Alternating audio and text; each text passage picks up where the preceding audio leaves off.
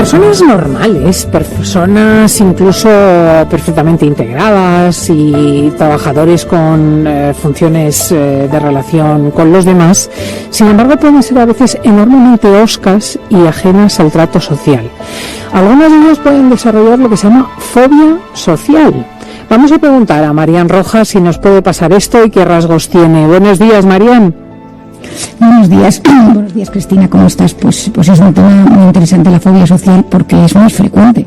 Las cifras dicen que entre un 3 y un 13% de la población, o sea, estamos hablando casi que de cada 10, puede tener tema de fobia social. ¿Qué es la fobia social? Pues es un fuerte temor, un temor persistente, que es irracional y que es enorme y es excesivo, que se desencadena por la presencia de una situación social específica. Es decir, entra un pánico, una sensación de ansiedad, de angustia brutal cuando te relacionas con ciertas personas por el temor a ser observado y juzgado por los demás. Entonces, claro, ¿qué sucede con la fobia social? Que evitas situaciones sociales. Este es el problema, ¿no? Es decir, por algo, entraremos las causas, por algo que sucedió, de repente no quieres relacionarte con gente, no quieres hablar en público, no quieres que te pregunten en clase, no quieres que tu jefe de repente te diga que digas unas palabras delante de todo el departamento. Todo lo que requiere verte con alguna persona en particular o en algunas situaciones sociales, pues en una boda, un bautizo, lo que sea, te genera una ansiedad anticipatoria por el miedo que estés en esa situación y te observen, te juzguen, te humillen y no lo puedas controlar. Entonces, esa ansiedad anticipatoria es tan inmensa, el miedo es tan grande que evitas eso a toda costa. Entonces, la fobia social típica. Sí, entonces, claro, son personas que en cierto sentido están como discapacitadas para acudir a un cóctel, para tener un agrado en un encuentro masivo, para acudir a un meeting, una manifestación, todo esto lo evitan. Bueno, sobre todo es porque es una persona que no tener una vida normal y adaptada en todas las circunstancias de su vida, pero cuando tiene que hacer algunos actos sociales, esa persona se bloquea antes, y entonces eso le impide pues hacer vida normal, social. Es decir, no quiero ir a este cumpleaños, no quiero ir a este lugar. Suele empezar en la adolescencia y suele surgir en gente tímida. Es decir, la timidez y la fobia social van unidas de la mano. Una persona que es tímida y entonces que le cuestan las relaciones, y de repente estoy pensando en una paciente que vi hace unas semanas que toda la vida ha sido muy tímida y ha desarrollado en los últimos años una fobia social, pero hay un punto de inflexión, y es que un día, pues primer trabajo, llega todo el departamento en la empresa y de repente dice, bueno, esa es la nueva, di algo de ti, y la otra, que es más tímida, le dio un ataque de ansiedad y se quedó sin hablar, o sea, literalmente perdió el habla. Y entonces el otro, pero el jefe, que debe ser una persona muy expansiva, pero di algo, que estamos aquí todos para tratarte bien. Y la otra se quería morir, la otra quería morirse. Entonces al día siguiente dijo, yo dejo de trabajar.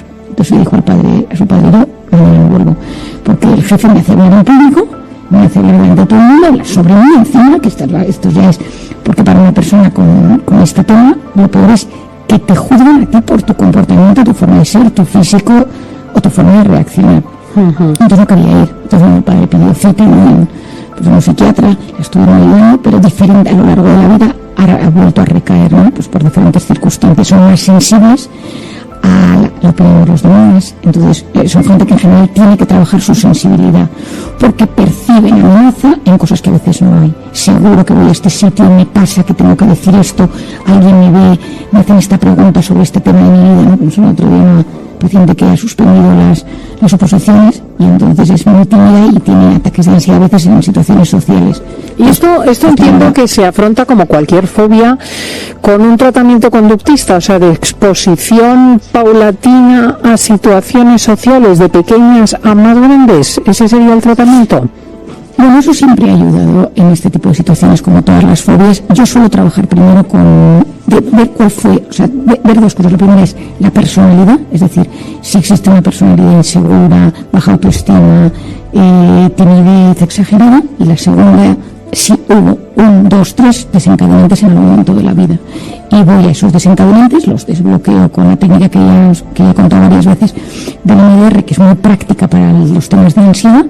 Y entonces a raíz de eso empiezo a desactivar momentos angustiosos, es decir, yo suelo poner una escala al paciente que me diga, pues de 0 a 10 situaciones que le producen un 10 de angustia y un 3, un 4, un 5. Entonces empezamos a sentirnos cómodos en la de 3, luego en la de 4, y con una mensajería mental en la que yo me voy hablando bien, ¿no? Voy diciendo, oye, esto lo voy a conseguir, porque está en la fobia social, esto es un tema importante, Cristina, va muy asociada a un discurso mental muy negativo. Seguro que te vuelve a pasar, seguro que te juzgan, no vas a ser lo suficiente, te vas a bloquear. Y entonces la predisposición negativa a una situación influye poderosamente en el resultado, porque nuestro cerebro en las situaciones previas activas partes de su cerebro para que esto suceda. Entonces cuando tú vas en modo malo, el cerebro es mucho más fácil que todo salga en malo. Hoy en día tenemos clarísimo y sabemos que cuando la voz interior es mala, esto influye poderosamente en cómo nos tratamos y cómo pensamos que los demás nos tratan.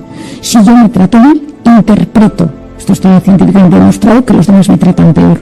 Por lo tanto, esa situación que puede ser neutra, yo estoy absolutamente convencida que va a ser negativa para mí. Por otro lado, tenemos que saber que a medida que nosotros vamos superándolo, ya hay a veces que a esas personas les acompaña con un poquito de medicación, es decir, situaciones que han sido o que son especialmente, pues estoy pensando hace poco en una boda, el padre que tiene fobia social tenía que decir unas palabras por la boda, por un tema, y entonces, bueno, pues dar un poquito, a veces hay que dar medicación ansiolítica pura, y a veces incluso algunos bloqueadores de las taquicardias, como pueden ser el Sumiel, ayuda a que en esa situación no te bloquees, porque una de las cosas que pasa es que cuando tú empiezas a notar la taquicardia, la sudoración, el cambio de temperatura, esa sensación física previa a la mental, porque tu cuerpo a veces oye antes que tu mente el miedo que tienes, pues al activar toda esa cascada física, la mente empieza a bloquearse muchísimo y las sensaciones de gran angustia. Y luego hay que tener en cuenta una cosa, Cristina, y es que muchas de estas personas, con tal de evitar ese malestar, empiezan a beber alcohol. Porque el alcohol de sí. Uy, esto está generalizadísimo. Hay gente que realmente asocia cualquier encuentro grupal con una copa. Totalmente. Entonces dice, bueno, yo tengo una copa antes, esto es un clásico, y entonces así lo gestiono, ¿no? Yo tengo que hacer más palabras, yo tengo que, lo que sea, ¿no? Y entonces, ¿qué pasa? Que muchos consumo perjudicial de alcohol, a veces hay que tener en cuenta que debajo hay un tema de timidez exagerada o de trastorno de personalidad evitativo, como se llama en psiquiatría y psicología, o una fobia social, una angustia. Entonces te tomas el alcohol, y entonces hay que tener cuidado porque hay muchas personas que en este entorno de repente empiezan a beber alcohol y entonces ese consumo luego es peor, porque claro, esa desinhibición es natural. Entonces tú ves ahí algo raro y luego viene el bajón post y la persona se siente culpable porque dice, yo he dicho cosas que no debería haber dicho. Y esto que decíamos, Cristina, muchas de estas personas se pasan todo el rato pensando lo que los demás piensan de uno. Y entonces, claro, eso es muy cansado para el cerebro. Tú estás en cualquier situación social y estás analizando cómo los demás te están viendo.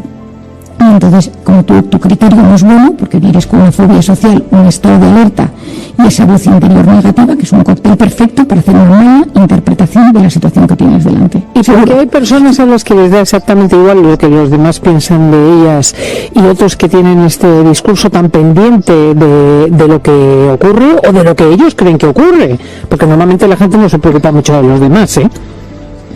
Bueno, yo creo que la gente a veces no se preocupa suficiente de los demás, es decir, hay pocos buenos cuidadores, que me encantaría que la sociedad tuviera gente que cuide más y mejor, porque... Bueno, no, pero me refería más bien a que a veces pensamos que las personas están muy atentos a lo que nosotros hacemos o lo que el juicio que merecemos, y realmente están a otra cosa, están a lo suyo, que es lo normal. ¿Sabes? Que uno no despierta tantos recelos ni tanta advertencia por parte de otros. Pero cuando tú te estás sobreanalizando constantemente, porque eres obsesivo, porque eres inseguro, porque tu voz interior es muy negativa, tú piensas que los del entorno te están analizando con el mismo grado de detalle que tú lo haces. Entonces eso es lo que te bloquea. Cuando tú eres una persona mucho más sencilla con tu propio análisis y dices, bueno, chico, yo hago lo mejor que puedo, ese concepto de uno mismo sano, que es decir, creerse que somos lo que somos, pues bueno, que tenemos las cosas lo mejor que podemos, tenemos cosas que mejorar, pero tenemos un buen trato con nosotros mismos. Pensamos que las personas nos tratan de esa forma equilibrada, pero cuando nosotros nos tratamos con ese análisis minucioso, nos hablamos mal, estamos constantemente juzgando cada cosa que hacemos, avanzando algo negativo que nos va a suceder, eres culpable, no lo hiciste bien, te han mirado mal, te han humillado, tú automáticamente ves que los demás lo hacen igual. Entonces, si encima te ha sucedido algo desagradable, pues ya tienes el caldo de cultivo perfecto para que comience pues cualquier cosa negativa, fobia social o una sensación constante de que te están comparando, de que te están juzgando. Y muchas veces, seguro hay chistes y cosas que dicen, no, tú, lo que tienes en tu cabeza y lo que está pasando en la realidad, el de enfrente está pensando en lo suyo, en que va a haber un partido de fútbol y tú estás pensando en no me quiere, no me trata bien, le parezco una persona sosa, y te estás...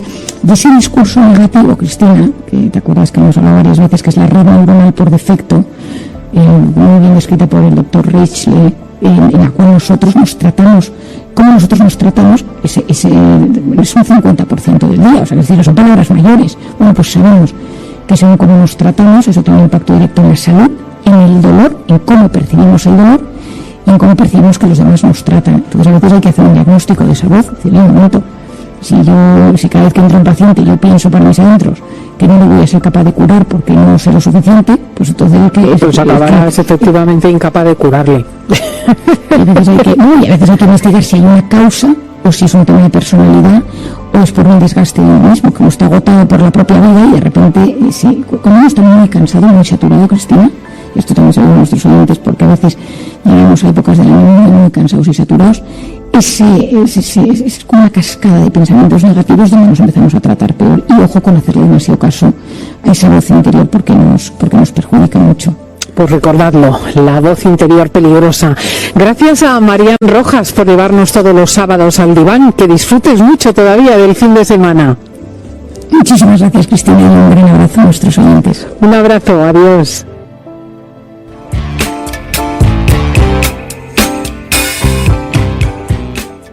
En el amplio mundo de las enfermedades mentales o de las disfunciones psíquicas que en cierta medida o en mayor o menor grado pues todo el mundo padece, porque quien no ha tenido una astenia primaveral, una depresión o un cambio de ánimo, etcétera, hay un capítulo muy desconcertante que es el de los delirios, el de las personas que creen cosas, imaginan cosas, ven cosas que no están en la realidad. Es lo que clásicamente llamaríamos el señor o la señora que se creen Napoleón y se lo creen verdaderamente. Vamos a ver cómo se puede vivir con esto, si tiene remedio, de dónde sale. Nos vamos al diván con Marian. Muy buenos días, Marian Rojas.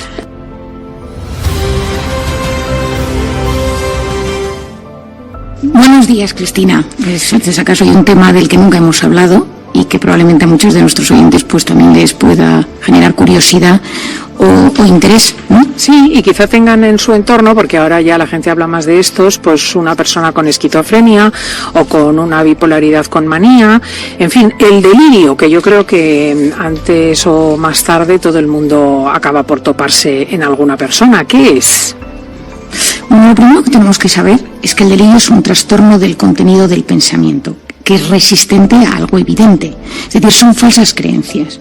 Esto es diferente a la alucinación, que es lo que la gente suele confundir, ¿no? Es de una alucinación no tiene un delirio. La alucinación es una percepción falsa. Entonces, por ejemplo, tú ves algo que no existe, tú oyes voces, lo clásico es escuchar voces, propio de la esquizofrenia o algunos trastornos psiquiátricos graves, y eso es una alucinación. En cambio, el delirio es cuando es el contenido del pensamiento el que se transforma. Entonces, cuando tú tienes un trastorno delirante, como lo decimos en el manual de psiquiatría, pues son ideas delirantes por lo menos de un mes de duración. No es una esquizofrenia, es importante, pero no es lo mismo la esquizofrenia que el trastorno delirante. El trastorno delirante puede aparecer por diferentes razones. Puede aparecer por consumo de drogas, alcohol, drogas. Puede producirse por dejar de consumirlas. El síndrome típico de abstinencia, que por ejemplo en el alcohol, el delirium tremens, que tiene este nombre, que seguro que a algún oyente le suena, que es que dejas de beber de golpe y de repente te empiezas a tener alucinaciones, o gente que ha bebido muchísimo en una intoxicación, que puedes tener delirios, o que hay gente que bebe mucho y deja de beber. Algunos fármacos pueden producir delirio, algunos ingresos con anestesia, cirugías cardíacas, estancias en la UCI, pues eso también pueden producir delirios, y esto a veces es bueno que uno lo sepa, porque personas, yo lo he visto algún caso en consulta últimamente, que han estado ingresados en el hospital, una operación complicada, en la UCI, una anestesia larga, y de repente empiezan con cuadros delirantes, ¿no? Y te empiezan a decir, y angustia muchísimo a la familia, porque claro, la típica frase de, pues estoy pensando en un paciente que me decía el otro día, ¿no? Se ha vuelto loco, ¿no? Y entonces esto es una cosa que no se debe decir nunca, porque no se debe hablar nunca así, pero es la sensación de pérdida de control.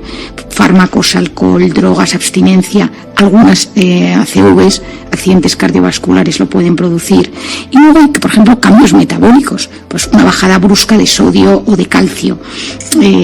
Otra cosa que puede suceder, y sobre todo en personas mayores, son infecciones de orina.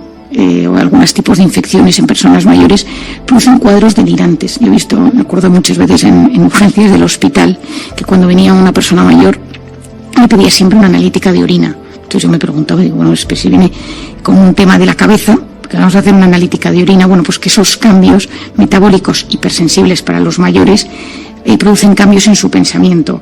Y luego, por supuesto, falta de sueño, es decir, si una persona tiene sin dormir o está sin dormir días, semanas o duerme muy mal, pues puedes provocarlo o potenciarlo si esa persona lo tiene. Si tienes una persona con un trastorno delirante, esa persona, si encima no duerme, esto se va a agudizar.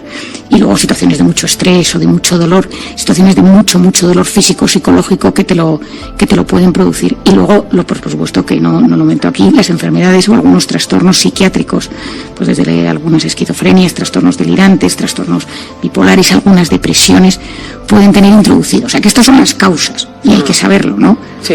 Y luego, bueno, como un ejemplo para que la gente entienda de qué hablamos cuando decimos que alguien está delirando.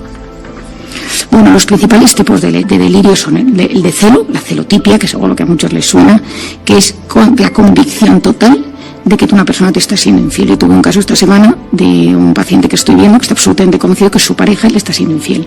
Y entonces todo lo relaciona con esa infidelidad. Yo he llamado a su pareja, he hablado con ella, le he preguntado, nos hemos reunido. Y me dice, María, estoy preocupado porque esto es un tema delirante, es decir, es una cosa que no es real, pero se le ha metido el pensamiento, le distorsiona la realidad, la forma de ser, y está absolutamente convencido, y es una celiotipia del libro, ¿no?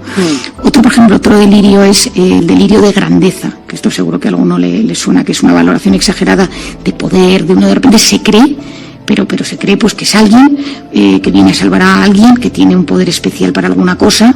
Y eso es el delirio de grandeza. Luego otro muy típico es el de persecución. Yo he visto varios a lo largo de mi vida que son pues gente que siente que la están persiguiendo. Y entonces hay un complot de persecución por alguna razón, ¿no? También he visto uno esta semana, pues una persona que estaba en un barco de vacaciones con su pareja y sus hijos y de repente sintió que había un grupo de personas del barco que venían a matarle. Y es un tipo que no tiene ninguna patología previa ni había consumido drogas.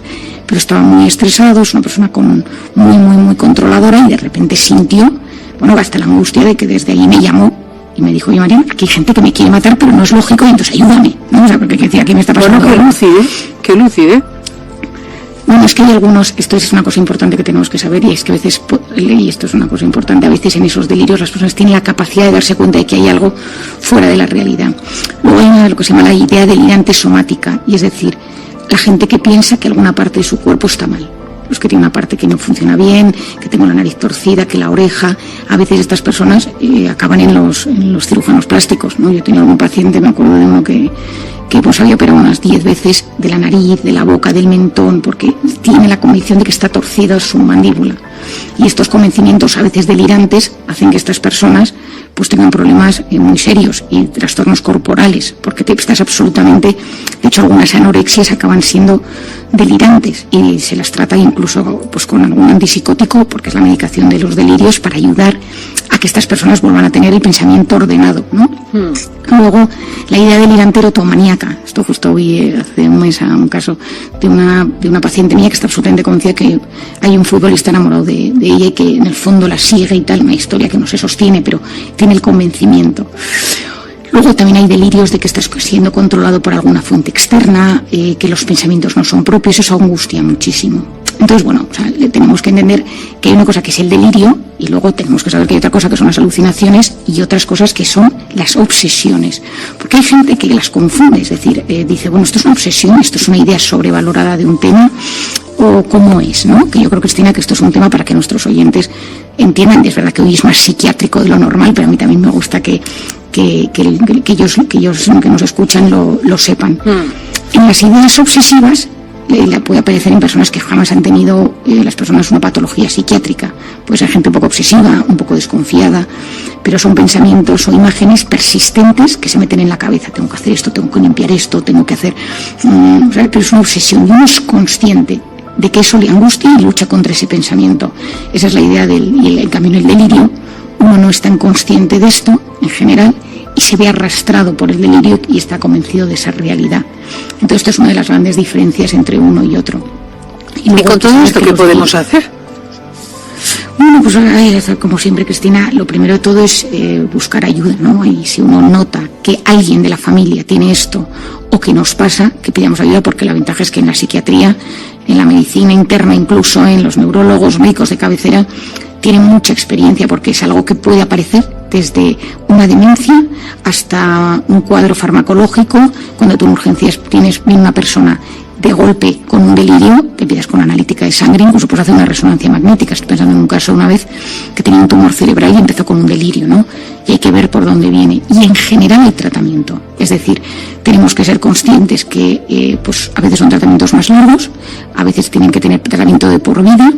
Y luego una cosa que yo recomiendo, me ha pasado alguna ocasión con mi padre, algún paciente que he visto con él, pacientes que han tenido un delirio crónico, un trastorno delirante crónico, y de repente les quitas el delirio y esa persona se siente vacía. Es decir, si tu sentido deberías pensar que alguien está enamorado de ti y que tú lo ves en todas partes, ese enamoramiento, y tú a esa persona le curas de ese delirio, le dejas un vacío existencial, porque esa persona no es su vida. Entonces tenemos que sustituirlo por... No, claro, pero si tú de repente estás absolutamente convencido que eres el salvador, o que eres un superhéroe, o que lo que sea, y te lo quitan, eso llenaba tantísimo el comportamiento, el día, lo que uno hace, que cuando a uno se lo quitan hay que llenarlo de otra cosa.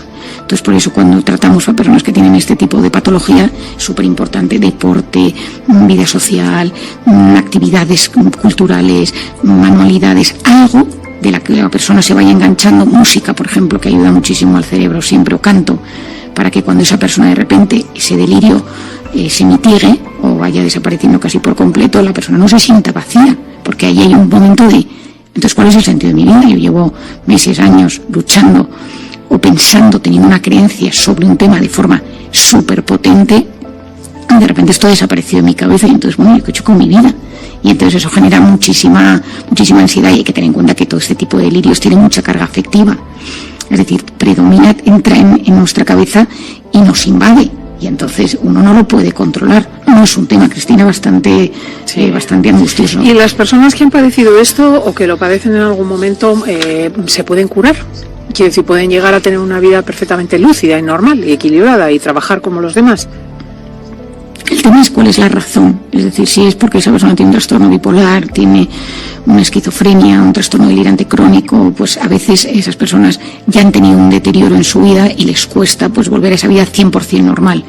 Pero lo suyo es conseguir que esa persona tenga la vida lo más adaptada posible. Por otro lado, que esa persona sepa cuáles son las luces de emergencia cuando las cosas empiezan a ir mal. A mí me gusta cuando mis pacientes de repente me dicen, ¿no? Pues me llaman y me dicen, Marian, creo que estoy recayendo, porque este tema, estoy pensando en una paciente que tengo que tiene trastorno delirante crónico, que lo tiene pues en un 2/10, pero a veces cuando no duerme, cuando llegan ciertas épocas del año, se reactiva y sube a un 6. Nunca ya sube a 10 como estuvo cuando yo la conocí, pero es verdad que ella se angustia, ¿no? Y dice, Marian, cuidado. Bueno, pues ayudar a que esas personas tengan conciencia de sí mismas y ayudarles, y que si tienes que tomar medicación, pues que no la dejes, ¿no? A veces es que tienes que tomar medicación de por vida y a veces no es fácil. Pues es precioso esto también, porque aprendemos a ir conviviendo con la enfermedad mental, de la que gracias a Dios cada vez se habla más. Marian Rojas, muchísimas gracias y muy feliz sábado todavía. Pues muchísimas gracias y, como siempre, un gran abrazo a nuestros oyentes. Adiós, adiós.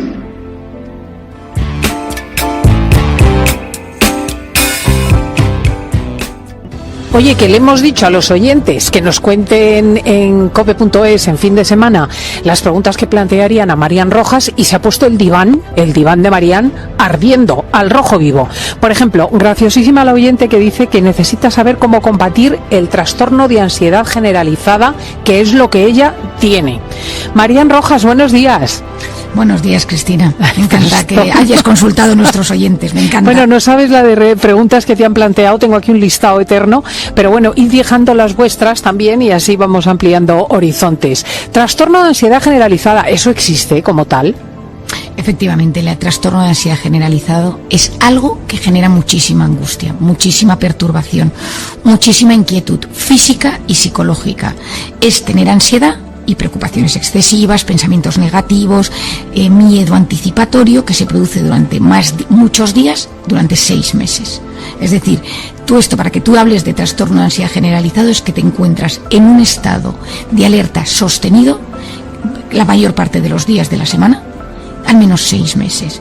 Entonces, qué importante que pongas un plazo, porque por ejemplo ahora con esto de lluvia, sol, hay gente que se pone muy nerviosa, yo por ejemplo, pero claro, si te dura mediodía, pues es que eso tampoco tiene importancia. Es importante ver que se consolida en el tiempo. O sea, sobre todo es que tú notas que llevas meses que no te relajas y que tienes un estado de nerviosismo e inquietud que no puedes controlar y que tu cuerpo y tu mente están alterados. Es decir, a la persona que le sucede no puede controlar sus preocupaciones y pensamientos negativos u obsesiones. Tiene síntomas, por ejemplo, que pueden ser inquietud, sensación de estar atrapado con los nervios de punta, que estás en un estado como que quieres escapar constantemente, te notas muy cansado, te cuesta concentrarte o te cuesta mantener la mente en paz, estás irritable. Muscularmente te sientes en tensión, contracturas, dolores, todo el cuerpo está en tensión. Luego esto lleva al sueño. Entonces, ¿qué es lo que tiene este trastorno de ansiedad generalizado?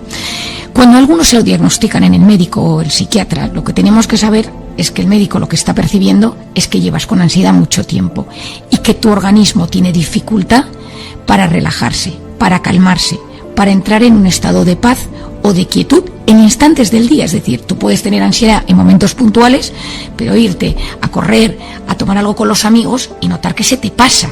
Pero si tú te vas a ver a tus amigos y notas que no estás a gusto, yo me querría ir de aquí, estoy súper incómodo, notas taquicardias, el cuerpo te empieza a jugar una mala pasada, te hablan y notas que no te estás enterando de lo que te dicen, puedes estar, si esto se prolonga en el tiempo, en este estado de ansiedad generalizado. A veces se origina por un ataque de ansiedad, que de repente un día tienes un ataque fuerte de ansiedad y el cuerpo como que se queda en estado ya de activación de la ansiedad. Y entonces no tienes ataque de ansiedad, que es cuando ya esto se te dispara y se te descontrola, pero notas que tu cuerpo es incapaz de repararse y de recuperarse. Se ha quedado como tocado de alguna manera. En otras ocasiones es porque llevas con estrés mantenido durante mucho tiempo y empiezas con un estrés tolerable, más o menos controlado, y de repente dejas de controlarlo y ¡bumba! Estás en una sensación de incomodidad constante. Bueno, los síntomas físicos te he dicho unos cuantos, pero te puede temblar el párpado, puedes notar que te tiembla la mano, que el cuerpo, que no estás dueño de tu cuerpo, que se te duermen partes de tu cuerpo, la cara, o sea, es muy angustioso, Cristina. Es una sensación y por supuesto cuando estamos hablando de esto es fuera de drogas, tratamientos, porque es verdad que hay algunas drogas, lógicamente, que producen efectos de estos, ¿no? Pero suele ser por estados de estrés mantenidos. Y el paciente que te cuenta, pues que no se puede adaptar, que cada vez que llega a una situación en su día a día, está como fuera de contexto y te bloquea. Los pensamientos constantemente son negativos. Entonces, el cuerpo y la mente que se encuentran fuera de tu control, tú tienes miedo a perder el control, a sufrir, a que de repente algo malo te suceda. Eres incapaz de ilusionarte con las cosas.